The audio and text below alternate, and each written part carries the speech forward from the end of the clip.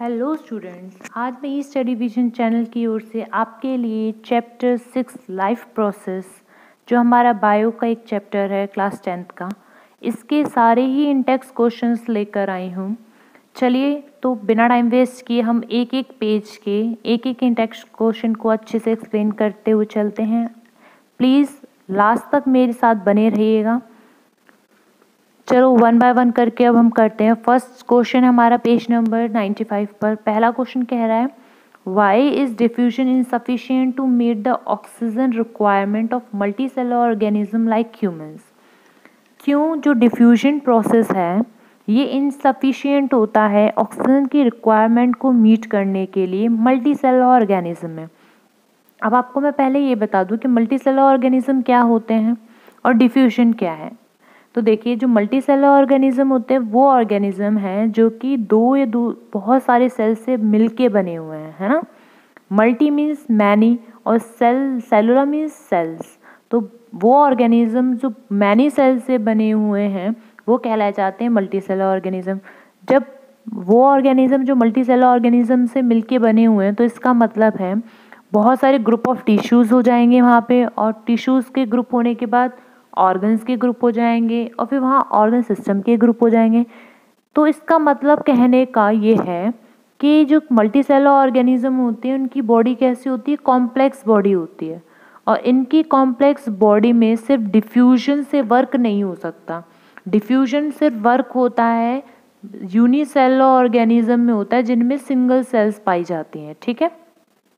तो unicellular organism के लिए तो डिफ्यूजन टेक प्लेस आराम से कर सकता है, मतलब एक्सचेंज ऑफ गैसेस करे वो थ्रू देयर स्किन, जैसे कि अमीबा है।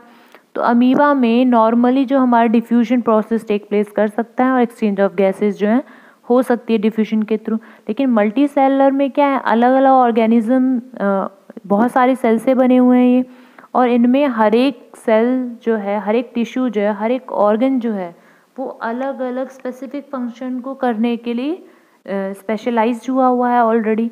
तो मल्टी सेलुलर ऑर्गेनिज्म में ये पॉसिबल नहीं हो पाता, रिक्वायरमेंट को फुलफिल नहीं कर पाता।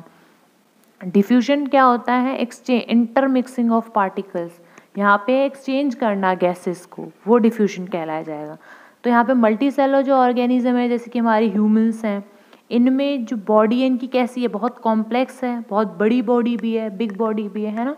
और इसको बहुत सारा ऑक्सीजन चाहिए होता है। ये तो है नहीं अमीबा की तरह छोटी सी है, थोड़ा सा ही स्किन से ले लेगा, डिफ्यूजन कर लेगा और इसका काम हो जाएगा। नहीं, पूरी ह्यूमन बॉडी में बहुत बड़ी है, ये कॉम्प्लेक्स बॉडी है, इसको बहुत सारा ऑक्सीजन चाहिए होता है डिफ्यूज़ होने के लिए पूरी बॉडी में, और वो भी बहुत तुरंत क्विकली होने के लिए, है ना। ऑक्सीजन की रिक्वायरमेंट भी उनको कंप्लीट करनी होती है पूरी बॉडी में। तो डिफ्यूजन जो प्रोसेस होता है वो हमारा बहुत स्लो प्रोसेस होता है, जो कि टाइम लेता है पूरी बॉडी में सर्कुलेट करने के लिए ऑक्सीजन को। इसीलिए इस स्लो होने के प्रोसेस के वजह से डिफ्यूजन के हम लोग जो ह्यूमन बींग्स हैं या मल्टी सेलुलर ऑर्गेनिज्म है वहाँ पे जो डिफ्यूजन प्रोसेस है वो इनसफिशिएंट होता है मल्टी सेलुलर ऑर्गेनिज्म में, ठीक है। तो हम ये बोल सकते हैं, हम अपने आंसर को इस तरीके से शो कर सकते हैं कि जो मल्टी सेलुलर ऑर्गेनिज्म है जैसे कि हमारे ह्यूमन बींग्स हैं, इनके जो बॉडी है बहुत कॉम्प्लेक्स होती है, बहुत बिग होती है, और इसमें जो ऑक्सीजन की मात्रा है वो बहुत ज़्यादा चाहिए होती है, पूरी बॉडी में चाहिए होती है, जल्दी से डिफ्यूज़ हो जाए ऐसा चाहिए। बट जो हमारा डिफ्यूजन प्रोसेस होता है वो कैसा प्रोसेस होता है, वो स्लो प्रोसेस होता है, जो कि बहुत ज़्यादा लॉट ऑफ टाइम टेक करता है पूरी बॉडी में मिक्स करने ऑक्सीजन का, है ना। और इसी स्लो नेचर के वजह से डिफ्यूजन के जो हमारा प्रोसेस है डिफ्यूजन का वो मल्टी सेलुलर ऑर्गेनिज्म में सफिशिएंट नहीं होता कि पूरी बॉडी में ऑक्सीजन की रिक्वायरमेंट को फुलफिल कर दे। तो ये इसका आंसर इस तरीके से हम आराम से लिख सकते हैं। नेक्स्ट क्वेश्चन देख लेते हैं हम। नेक्स्ट क्वेश्चन में बोल रहा है, what criteria do we use to decide whether something is alive. कोई चीज़ जिंदा है, कोई चीज़ सजीव है, हम ये कैसे पता लगा सकते हैं, कौन से क्राइटेरिया हैं, कौन से कैरेक्टर्स हैं जिनसे हम ये बता सकते हैं कि ये चीज़ जिंदा है और दूसरी उसी के कंपेयर करें तो वो चीज़ मुर्दा है ना।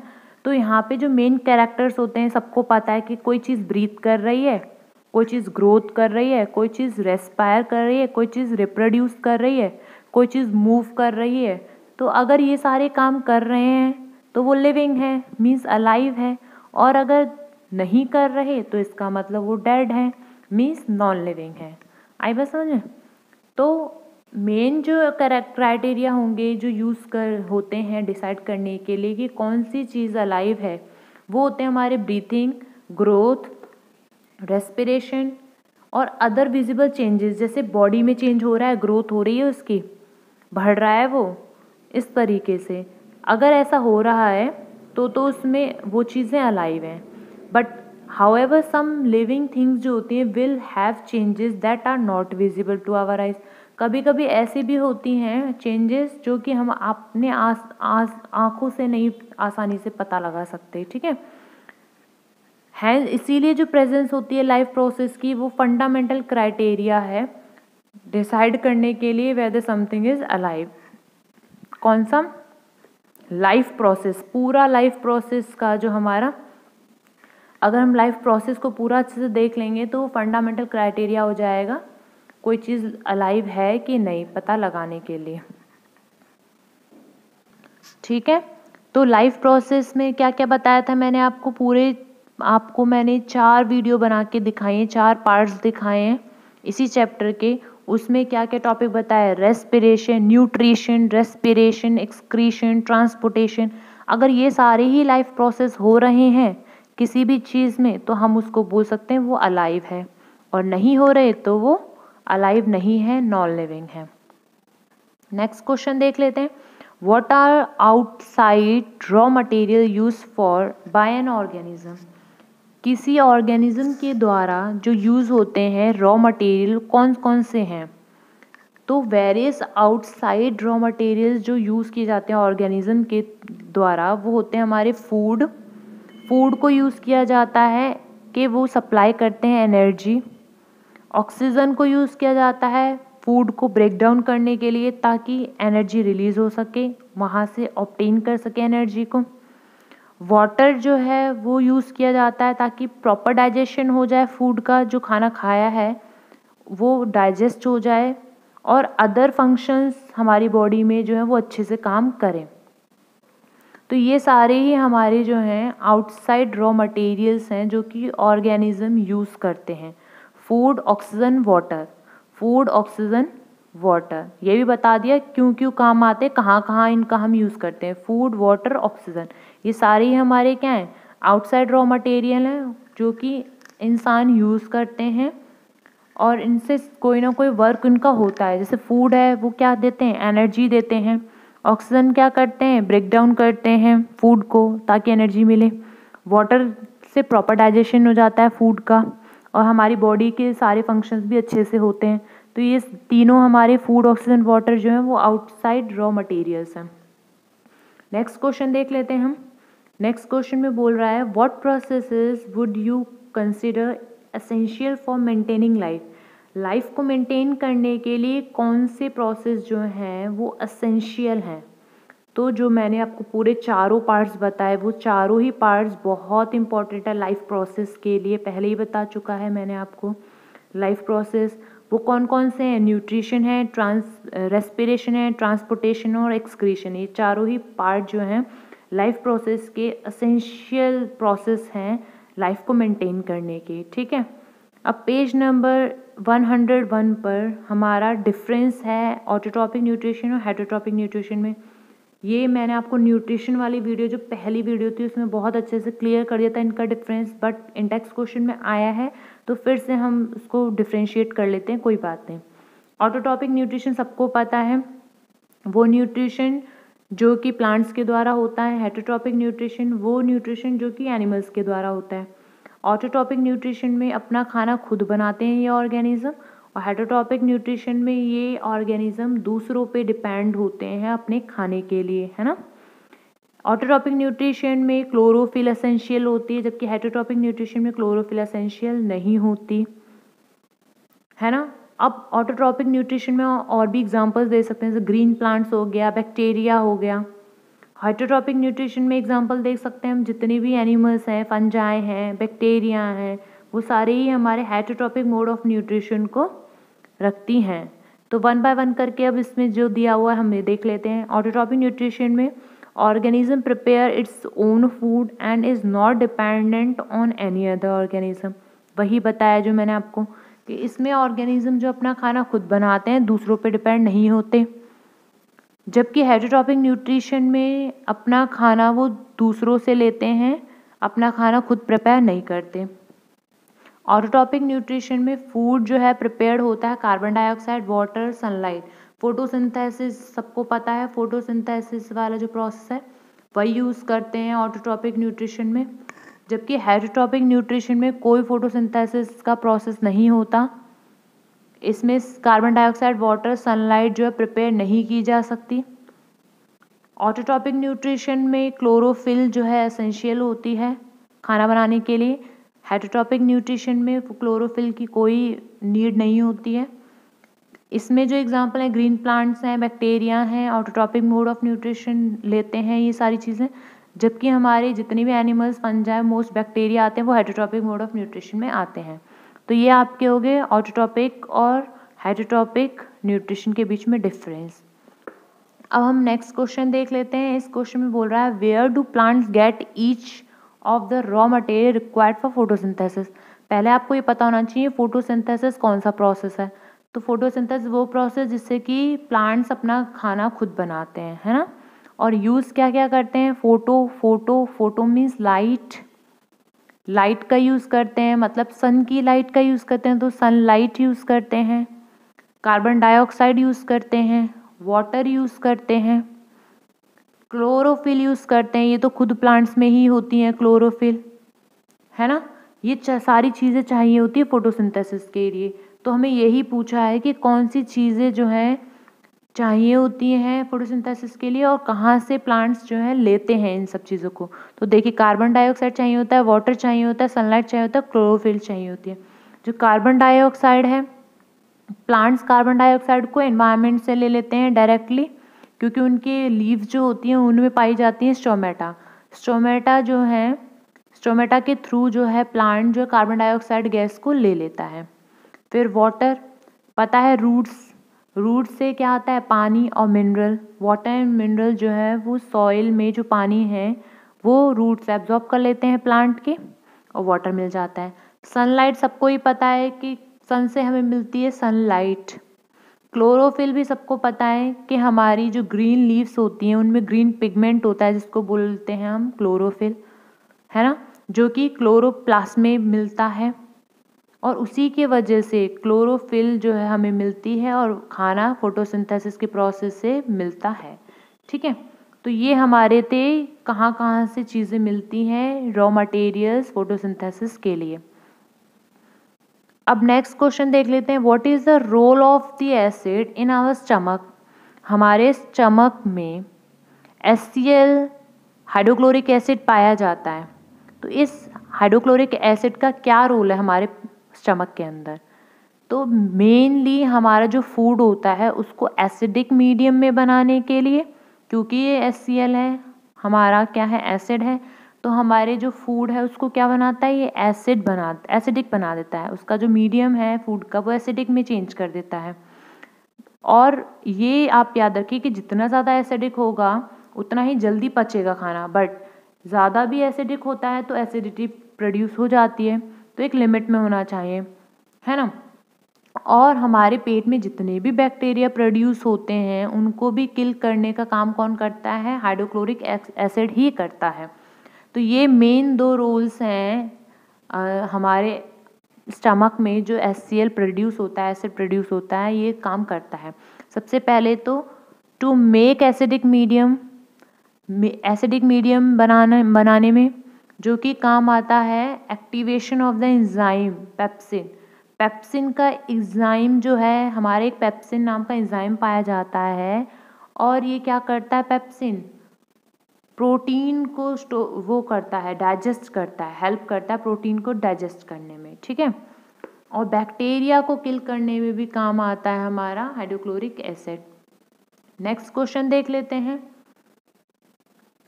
What is the function of digestive enzymes. Digestive enzyme, जैसे कि खुद ही इसमें नाम दिया डाइजेस्टिव एंजाइम, तो डाइजेस्ट करने में काम आएंगे। तो वो एंजाइम जो हेल्प करते हैं फूड का ब्रेक डाउन करने में, छोटे छोटे टुकड़ों में तोड़ने में और उन्हें डाइजेस्ट कराने में हेल्प करते हैं, इन्हीं को हम बोलते हैं डाइजेस्टिव एंजाइम।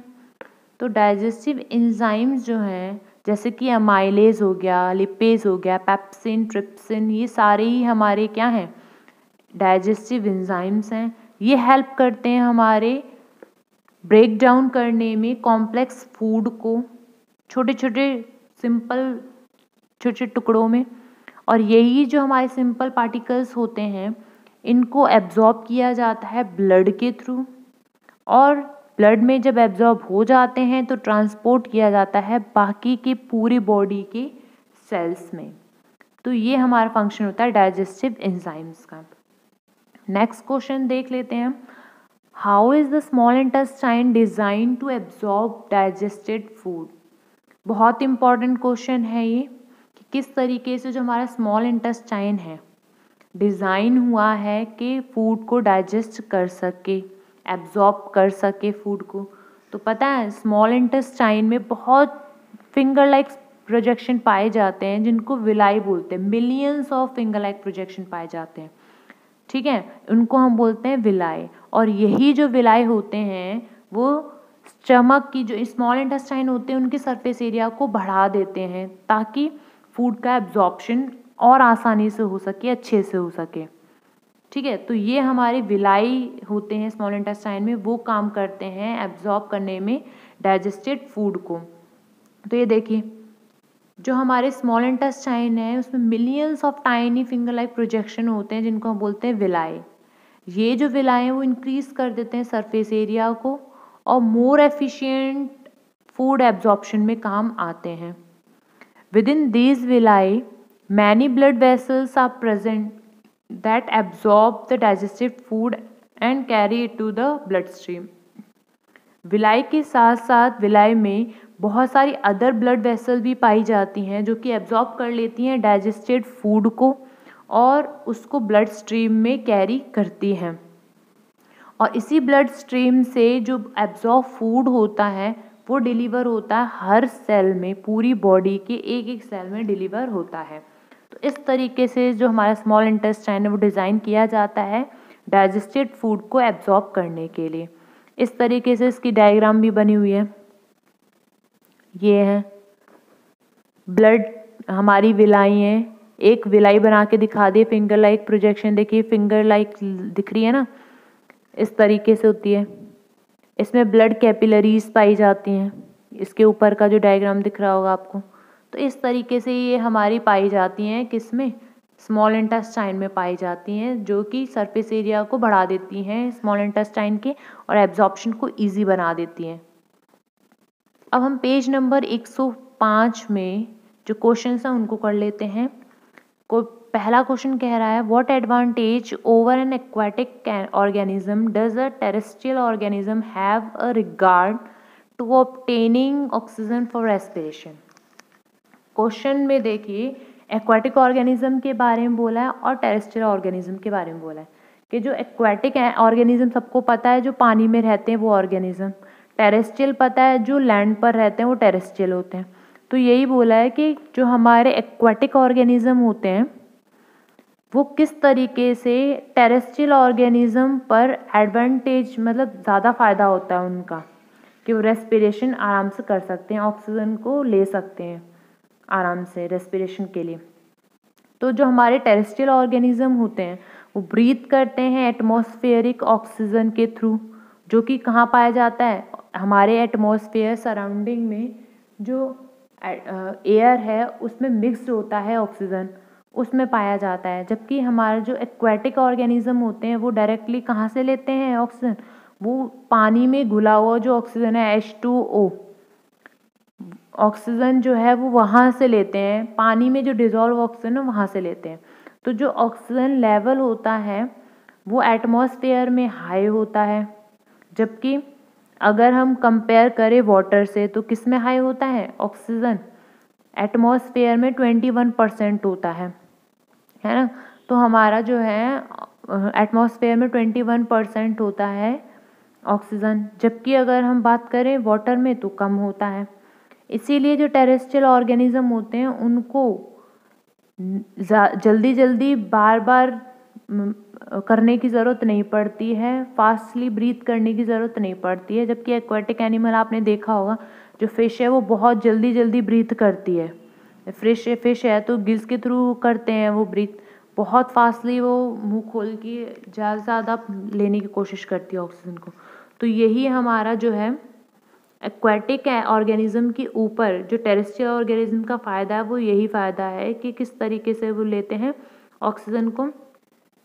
वो लेते हैं टेरेस्ट्रियल ऑर्गेनिज्म जो लैंड पे रहते हैं वो डायरेक्टली एटमॉस्फेयर से लेते हैं, सराउंडिंग से लेते हैं मिक्स ऑक्सीजन को, और ज़्यादा मात्रा में प्रेजेंट हुई होती है। जबकि हमारे जो वाटर में है वो डायरेक्टली वाटर से लेते हैं, वाटर में जो डिजॉल्व ऑक्सीजन है हमारे एक्वाटिक एनिमल्स। तो इसीलिए एक्वाटिक एनिमल्स जो हैं वो फास्टर ब्रीथ करते हैं ताकि उन्हें ऑक्सीजन की रिक्वायरमेंट उनकी बॉडी में कम ना हो। ठीक है, तो यही जो टेरेस्ट्रियल ऑर्गेनिज्म जो हैं उनको जल्दी जल्दी ब्रीथ करने की ज़रूरत नहीं पड़ती, यही इनका सही फ़ायदा है। इन दोनों में अगर हम देखें तो कौन सही है, टेरेस्ट्रियल ऑर्गेनिज्म का ठीक है। नेक्स्ट क्वेश्चन देख लेते हैं हम, what are the different ways in which, ये वाला क्वेश्चन मैंने आपको रेस्पिरेशन वाले में बताया है, ग्लूकोज किस तरीक़ों से जो ग्लूकोज से ऑक्सीडाइज किया जा सकता है अलग अलग ऑर्गेनिज्म में, है ना। तो इसको आप आराम से कर लोगे अगर मेरी वीडियोस देखी हैं तो आपने अच्छे से। तो क्वेश्चन है, what are the different ways in which glucose is oxidise to produce energy in organism. तो कौन कौन से तरीके थे, अगर एब्सेंस वाले में लें हम ऑक्सीजन तो इथेनॉल, कार्बन डाइऑक्साइड और एनर्जी निकली, और ये कहाँ पे, ईस्ट में। लैक ऑफ ऑक्सीजन की बात करें तो मसल सेल्स में होते हैं ये, और लैक्टिक एसिड और एनर्जी को प्रोड्यूस करते हैं। जबकि अगर प्रेजेंस ऑफ ऑक्सीजन की बात की जाए तो ये माइटोकॉन्ड्रिया में टेक प्लेस करता है, और कार्बन डाइऑक्साइड वाटर और एनर्जी को रिलीज करता है ना। चलो वन बाय वन करके इसको भी और स्टडी कर लेते हैं। एट फर्स्ट ग्लूकोज जो है हमारा, जिसमें 6 कार्बन मॉलिक्यूल होते हैं, उसको तोड़ा जाता है, ब्रोक किया जाता है साइटोप्लाज्म में सेल की, सारे ऑर्गेनिज्म के। और ये जो प्रोसेस है इसमें फिर 3 पायरुवेट आ जाते हैं, कार्बन मॉलिक्यूल जो हैं 3 आ जाते हैं, जिसको हम बोलते हैं पायरुवेट। ठीक है, फिर ये पायरुवेट जो है 3 कंडीशंस में टेक प्लेस करता है अलग अलग, in the absence of oxygen, in the presence of oxygen and the lack of oxygen, और अलग अलग डिफरेंट बाय प्रोडक्ट को गिव आउट करता है। तो ये हमारे इस तरीके से निकल जाएंगे। मैंने आपको एरोबिक और एनारोबिक रेस्पिरेशन भी बताया है। Aerobic respiration in the presence of oxygen होता है, और anaerobic respiration in the absence of oxygen. Example east, वो जितने भी हमारे प्रोकैरियोटिक ऑर्गेनिज्म होते हैं वो एनारोबिक रेस्पिरेशन करते हैं। ठीक है, और इसमें फॉर्मेशन होती है इथेनॉल की, कार्बन डाइऑक्साइड की। एरोबिक रेस्पिरेशन जस्ट उसका ही वही, इसमें क्या है, ब्रेक डाउन होता है इन द प्रेजेंस ऑफ ऑक्सीजन, साथ साथ इसमें जो रिलीज होता है एनर्जी का वो ज़्यादा होता है देन एनारोबिक रेस्पिरेशन से। और कॉम्प्लेक्स ऑर्गेनिज्म आते हैं इसमें एरोबिक में, जितने भी कॉम्प्लेक्स ऑर्गेनिज्म होते हैं यूकैरियोटिक्स। लैक ऑफ ऑक्सीजन में क्या होता है, कभी कभी लैक ऑफ ऑक्सीजन हो जाता है ना, स्पेशली जब विगरस एक्टिविटीज़ करते हैं, जैसे मसल्स में बहुत तेज़ी से भागना वगैरह, पायरुवेट तब जो है कन्वर्ट किया जाता है लैक्टिक एसिड में। 3 मॉलिक्यूल जो हैं हमारे कंपाउंड के उसमें, ठीक है, तो वहाँ पे लैक्टिक एसिड फॉर्म होता है, और उन्हीं लैक्टिक एसिड की वजह से मस्कुलर क्रैम्प हो जाते हैं, मसल्स बहुत वीक पड़ जाती हैं और मस्कुलर क्रैम्प्स उसमें हो जाते हैं। नेक्स्ट क्वेश्चन देख लेते हैं, how is oxygen and carbon dioxide transported in human beings. किस तरीके से ऑक्सीजन और कार्बन डाइऑक्साइड को ह्यूमन बींग्स में ट्रांसपोर्ट किया जाता है।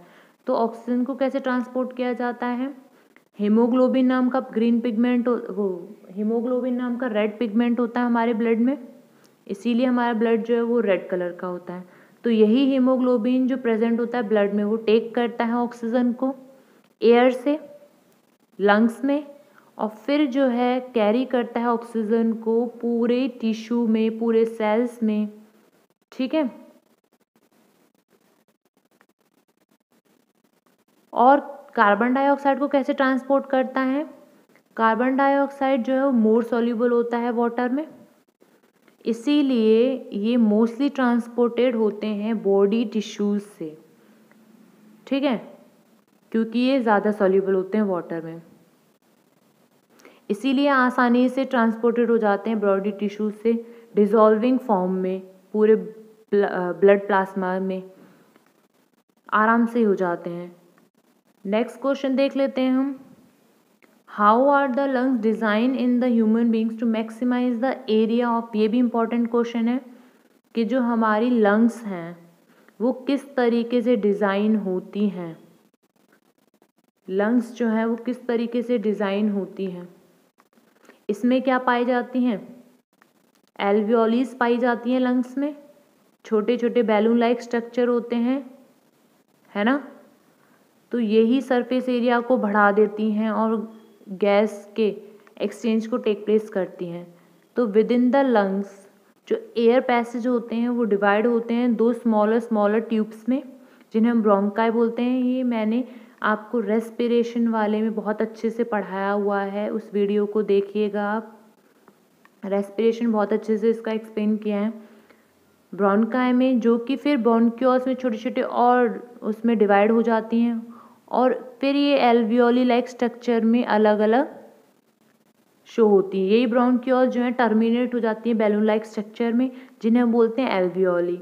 और ये जो एल्वियोली है वो प्रेजेंट होती है लंग्स में, ताकि वो लंग्स के सरफेस एरिया को बढ़ा दें और गैसेस के एक्सचेंज को टेक प्लेस कर सकें, ठीक है। जो एल्वियोली होती हैं उनमें बहुत थिन वॉल्स होती हैं जो कि नेटवर्क कंटेन करती हैं, बहुत घना सा नेटवर्क होता है ब्लड वेसल्स का, ताकि वहाँ पे आसानी से exchange of gases take place कर सके। तो यही हमारा प्रोसेस होता है एक्सचेंज ऑफ गैसेस का। अब हम नेक्स्ट पेज नंबर 110 पर देख लेते हैं। क्वेश्चन क्या बोल रहा है? What are the components of the transport system in the human beings? कौन से ट्रांसपोर्ट सिस्टम ह्यूमन बींग्स में हैं, उनके कंपोनेंट्स क्या क्या हैं और फंक्शंस क्या क्या हैं उन कंपोनेंट्स के। तो सबको पता ही है कि हार्ट, ब्लड वेसल्स, ये हमारे मेन कंपोनेंट्स होते हैं ट्रांसपोर्ट सिस्टम के ह्यूमन बींग्स में।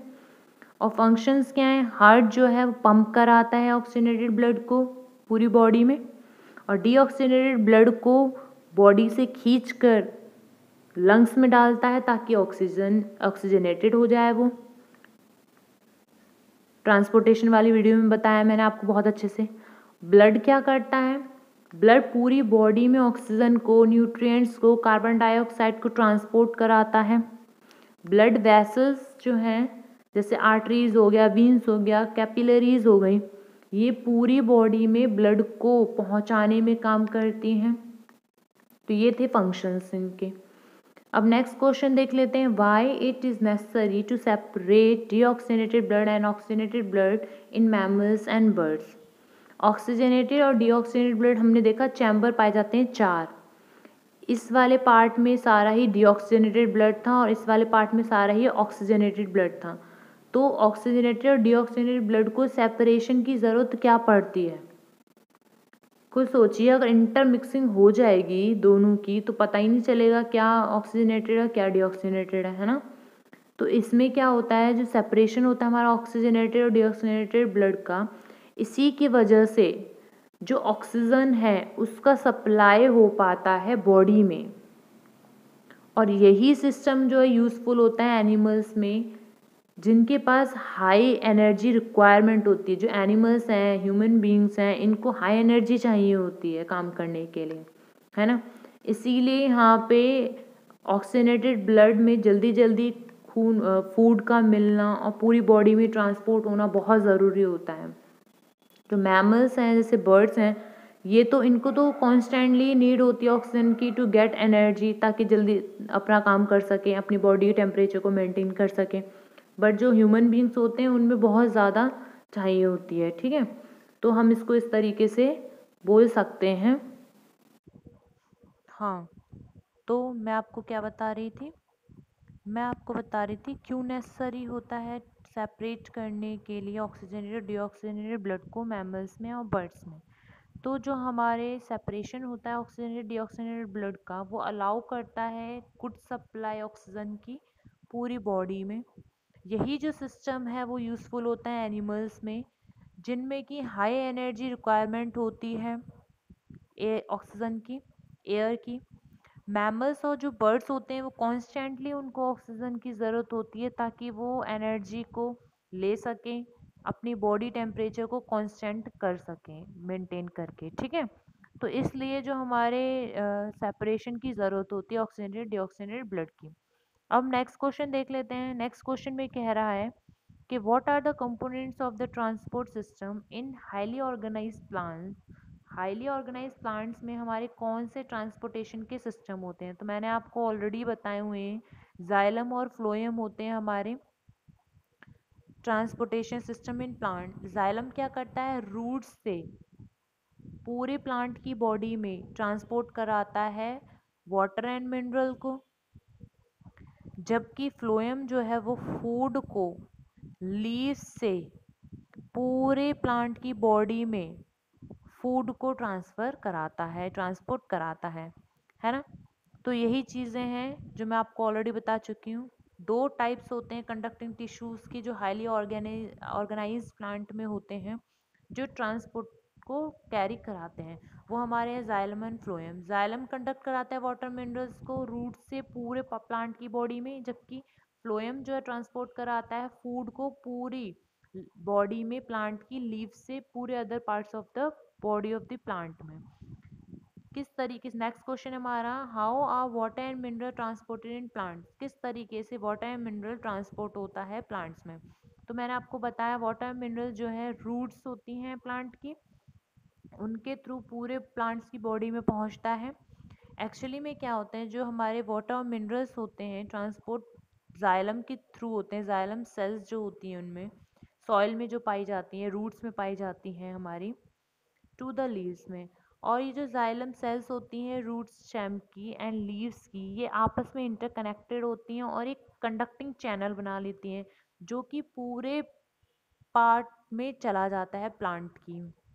और जो रूट सेल्स होते हैं वो आयंस को लेते हैं सॉइल से। इसी से इसमें एक डिफरेंस आ जाता है, उनके आयंस सॉइल में और रूट्स में, उनके आयंस में कंसंट्रेशन जो होता है आयंस का, उनमें डिफरेंस आ जाता है। इसी की वजह से जो मूवमेंट होती है वाटर की, वो जाइलम में मूवमेंट होती है, ठीक है। तो इसमें हमारा जो प्रोसेस है मोस्टली ऑस्मोटिक प्रेशर होता है जो कि फॉर्म होता है, और वाटर एंड मिनरल जो है वो ट्रांसपोर्ट किए जाते हैं एक सेल से दूसरे सेल में ऑस्मोसिस प्रोसेस के थ्रू। ये हमारे loss continuous loss of water जो है टेक प्लेस करता है ट्रांसपिरेशन में। ये पता ही है हमको ट्रांसपिरेशन क्या होता है। कंटिन्यूस लॉस ऑफ वाटर जो है टेक प्लेस करता है उसको हम बोलते हैं ट्रांसपिरेशन। ट्रांसपिरेशन के कारण ही जो प्रेशर होता है वो क्रिएट किया जाता है, जिसकी वजह से वाटर जो है पूरे जाइलम में फोर्स किया जाता है, ठीक है। तो मेनली जो है जाइलम का लेके चलेंगे हम। उसमें हमारे ट्रैकेट जो चार पार्ट्स पाए जाते हैं, जाइलम पैरेन्काइमा, जाइलम फाइबर, ये सारी ट्रैकेट्स वगैरह, ठीक है। वो चीज़ें इंपॉर्टेंट हैं। ये तो सारा इसका पूरा सार दे दिया है मैंने इसमें। तो इस तरीके से जाइलम सेल्स के थ्रू रूट्स में जो भी वाटर और मिनरल पाया जाता है वो पूरे प्लांट की बॉडी में ट्रांसफ़र किया जाता है। जो इफ़ेक्ट होता है रूट प्रेशर का ट्रांसपोर्टेशन में प्लांट्स में, वो ज़्यादा इम्पॉर्टेंट होता है नाइट में, रात में ज़्यादा इम्पॉर्टेंट होता है ड्यूरिंग टाइम से, डे टाइम से ज़्यादा, ठीक है। क्योंकि ड्यूरिंग डे टाइम में क्या होता है, ट्रांसपिरेशन फुल जो है वो ज़्यादा ड्राई होता है, क्योंकि उसमें सन, सुबह मॉर्निंग में सन, दोपहर में सन निकलता है और उसमें ट्रांसपिरेशन की मात्रा ज़्यादा होती है। इसीलिए रात में जो है वो सक्शन होता है रूट से, जाइलम के थ्रू जो है वाटर मिनरल्स जो है वो ट्रांसपोर्ट किए जाते हैं। करता तो सुबह रात दोनों में ही है, लेकिन ज़्यादा उसकी बात मेजोरिटी की बात बताई गई है उसमें। How is food transported in plants, तो ये भी बता दिया है। फ्लोएम नाम होता है हमारा कंडक्टिंग टिश्यू का। फ्लोएम जो है वो है वस्कुलर हमारे ट्यूब्स जो कि क्या करते हैं, टिश्यू, वस्कुलर टिश्यू फ्लोएम। ये जो लीव्स में खाना बनता है फोटोसिंथेसिस के दौरान, ये लीव्स जो हैं वो पूरी प्लांट की बॉडी में, पूरे पार्ट्स में सैंड ट्रांसपोर्ट होता है फूड फ्लोएम के थ्रू। तो फूड जो है ट्रांसपोर्ट होता है प्लांट्स में एक स्पेशल ऑर्गन के थ्रू जिसे हम बोलते हैं फ्लोएम। फ्लोएम ट्रांसपोर्ट करता है फूड मटेरियल को लीव से अलग अलग पार्ट्स में प्लांट की। और जो ट्रांसपोर्टेशन होता है फूड का फ्लोएम में, वो एक हमारी एक्सपेंडिचर होती है ATP9 एनर्जी मॉलिक्यूल की। और यही जो इंक्रीज करता है ऑस्मोटिक प्रेशर को टिश्यू में, इसी के वजह से वाटर जो है वो मूव करता है। इसमें जो प्रेशर होता है वो मूव करता है मटेरियल को फ्लोएम में टिश्यूज तक लेस प्रेशर से। और यही जो है वो ट्रांसपोर्टेशन फूड का करने में हेल्प करता है। ठीक है, मेन जो है स्टार्टिंग की लाइंस थी आपकी, स्पेशल ऑर्गन होता है इसे फ्लोएम बोलते हैं। फ्लोएम ट्रांसपोर्ट करता है मटेरियल को, फूड जो प्रिपेयर होता है पूरी बॉडी में प्लांट की में ATP9 एनर्जी के फॉर्म में। पेज नंबर 112 में देख लेते हैं हम।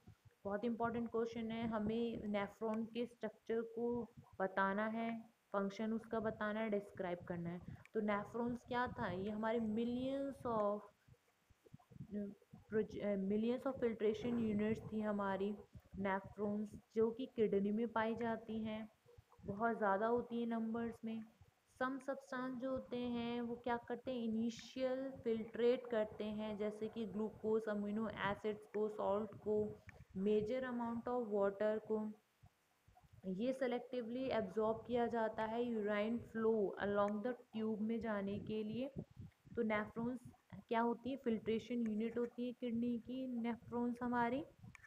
और कुछ सब्सटेंस जैसे इनिशियल जो फिल्ट्रेट हो जाते हैं, जैसे glucose, amino acid, salt, major water, इन सबको सेलेक्ट करके एब्जॉर्ब कर लिया जाता है। और जो यूराइन उधर से फिल्ट्रेट होने के बाद, एब्जॉर्प्शन के बाद, जो भी अनवांटेड चीज़ें होती हैं यूराइन के फॉर्म में चेंज हो जाती हैं और वो फ्लो हो जाता है ट्यूब में। यहाँ पे मेन कंपोनेंट्स होते हैं नेफ्रॉन्स के, वो होते हैं हमारे glomerulus, Bowman's capsule, long renal tube और स्ट्रक्चर लॉन्ग। ये तीन हमारे मेन होते हैं, glomerulus, Bowman's capsule, long renal tube. ठीक है, और हमारा ये नेफ्रॉन का स्ट्रक्चर मैं ऑलरेडी आपको बता चुकी हूँ। देखिए, ये कंडक्टिंग डक्ट है, कैपिलरीज हैं, ये ब्रांच है रेनाल वीन की, और ये ब्रांच है रेनाल आर्टरी की। और ये है हमारा जो इस तरीके से बना हुआ है वो बोमेंस का कैप्सूल है। ठीक है, यहाँ ये ग्लोमेरुलस है। तो होता क्या है इनमें, नेफ्रॉन किस तरीके से वर्क करता है, तो जो ब्लड होता है एंटर करता है किडनी में रेनाल आर्टरी के थ्रू, जो कि बहुत सारी छोटी छोटी कैपिलरीज में ब्रांच होती हैं उनकी, ग्लोमेरुलस के साथ एसोसिएट करता है वो। फिर इसमें जो वाटर है और सोल्यूट है वो ट्रांसफर्ड किया जाता है नेफ्रॉन्स के बोमन्स कैप्सूल में। और यहाँ से जो प्रॉक्सिमल ट्यूबुल है हमारा, उसमें कुछ सब्सटेंस जैसे कि अमीनो एसिड, ग्लूकोज, सॉल्ट, ये सेलेक्टिवली दोबारा से रीएब्जॉर्ब किए जाते हैं और अनवांटेड मॉलिक्यूल्स जो होते हैं वो ऐड हो जाते हैं यूराइन में। फिर यहाँ से फिल्ट्रेट जो है मूव करता है लूप ऑफ हैनल में। यहाँ पर मोर वाटर जो है एब्जॉर्ब होता है। फिर यहाँ से फिल्ट्रेट होता है, मूव करता है ऊपर की तरफ डिस्टल ट्यूब्यूल में, और फाइनली कलेक्टिंग डक्ट में कलेक्ट हो जाता है। कलेक्टिंग डक्ट जो है वो कलेक्ट करता है यूराइन को बहुत सारे नेफ्रॉन से। तो ये प्रोसेस होता है वन बाय वन करके इसमें। फिर लास्ट में क्या है कि जो यूराइन फॉर्म होता है हर एक किडनी के द्वारा लॉन्ग ट्यूब में, जिसे हम यूरेटर्स बोलते हैं, और यूरेटर से वो ट्रांसपोर्ट हो जाता है यूरिनरी ब्लैडर में। और उसके बाद कुछ टाइम बाद यूरेथ्रा से हमारी पूरी बॉडी से बाहर निकल जाता है। ये प्रोसेस था हमारा नेफ्रॉन किस तरीके से फंक्शन करता है। अब नेक्स्ट क्वेश्चन देख लेते हैं। इस क्वेश्चन में पूछा गया what are the methods used by plants to get rid of excretory product. हमारी बॉडी में जो एक्सक्रीटरी प्रोडक्ट प्रोड्यूस होते हैं किस तरीके से वो बाहर निकलते हैं। यहाँ पे प्लांट्स की बॉडी की बात हुई है। कौन से मेथड से प्लांट जो है अपने एक्सक्रीटरी प्रोडक्ट से छुटकारा प्राप्त करते हैं। तो मैंने आपको डिफरेंट जगह भी बताई थी। स्टेम्स जैसे हो गए, रूट्स हो गई, लीव्स हो गई। तो ये अलग अलग जगहों से जो है मेथड, अलग अलग जगहों से एक्सक्रीटरी प्रोडक्ट निकलते हैं, है ना। तो जो प्लांट्स हमारे गेट रेड करते हैं गैसेस प्रोडक्ट को स्टोमेटा से। तो लीव्स के थ्रू स्टोमेटा से गैसेस प्रोडक्ट जो भी हमारे अनवांटेड हैं एक्सक्रीटरी प्रोडक्ट क्रिएट हुए हैं वो निकल जाते हैं। और स्टेम्स में पाई जाती है लेंटिकल्स, उनके द्वारा निकल जाते हैं। और हमारे जो प्लांट्स की बॉडी होती है वो स्टोर सॉलिड और लिक्विड वेस्ट को अपने लीव्स में, जब शेडिंग हो जाती है लीव्स की, मतलब लीव्स का गिरना या बार्क का अलग से छाल बन के अलग हो जाना या फ्रूट्स का गिरना, फैलिंग ऑफ फ्रूट्स, ये सारी चीज़ें क्या है, ये जो स्टोर किया हुआ सॉलिड है प्लांट का और अब वो वेस्ट में हो चुका है, तो वो इस तरीके से अपना छुटकारा प्राप्त कर लेते हैं। उसको गिरा कर पत्तियों को, जब वो पीली पड़ जाए, जो छाल है वो बाहर निकल जाए, जो गम वगैरह वो बाहर निकल जाए, रेजिन्स वगैरह बाहर निकल जाए, है ना। इस तरीके से ऐसे ही जो प्लांट्स हैं वो get rid of wastage by secreting them in the form of gums और रेजिन्स के फॉर्म में भी एक्सक्रीटरी प्रोडक्ट को बाहर निकालते हैं। और जो प्लांट्स हैं वो ऑल्सो एक्सक्रीट करते हैं कुछ वेस्ट सब्सटेंस को सॉइल के अंदर डायरेक्टली भी थ्रू देयर रूट्स के थ्रू देते हैं वो। ठीक है, तो ये तरीके हैं प्लांट्स के एक्सक्रीटरी प्रोडक्ट्स को गेट रिड ऑफ करने के। अब हम नेक्स्ट क्वेश्चन देख लेते हैं। इस क्वेश्चन में बोला हुआ how is the amount of urine produce regulated. किस तरीके से यूराइन प्रोड्यूस हुआ है वो रेगुलेट किया जाता है। तो जो अमाउंट ऑफ यूराइन जो प्रोड्यूस होता है वो डिपेंड करता है कितना एक्सेस ऑफ वाटर और कितना डिजॉल्व वेस्ट प्रोडक्ट प्रोड्यूस है आपकी बॉडी में प्रेजेंट है। ठीक है, मतलब कि हमारी बॉडी में कितना वेस्ट प्रेजेंट है बॉडी में और कितना वाटर कंटेंट है, कितना एक्सेस वाटर है, इन सब चीज़ों पे डिपेंड करता है। अदर फैक्टर्स जो हैं जैसे कि एनवायरनमेंट हो गया, एडीएच हार्मोन हो गए जो रेगुलेट करते हैं प्रोडक्शन, यूराइन के प्रोडक्शन को। तो ये चीज़ें भी हैं। तो किस तरीके से हम यूराइन के प्रोड्यूस रेगुलेट कर सकते हैं, यूराइन प्रोड्यूस को रेगुलेट किस तरीके से कर सकते हैं। तो ये डिपेंड करता है कितना amount of urine produce, depend करता है अमाउंट ऑफ एक्सेस वाटर पे एंड डिजॉल्व वेस्ट पर कितना बॉडी में प्रेजेंट है। और अदर जो फैक्टर होते हैं वो है एनवायरनमेंट और एडीएच हार्मोन जो कि रेगुलेट करते हैं द प्रोडक्शन ऑफ यूराइन को। ये थे आपके क्वेश्चंस एंड टेक्स्ट इस चैप्टर के। तो आई होप आपको मेरी ये वीडियो पसंद आई होगी। आप इसको लाइक कीजिए, अपने दोस्तों को भी शेयर कीजिए और इस वीडियो को लास्ट तक देखने के लिए बहुत बहुत धन्यवाद। Thank you for watching this video.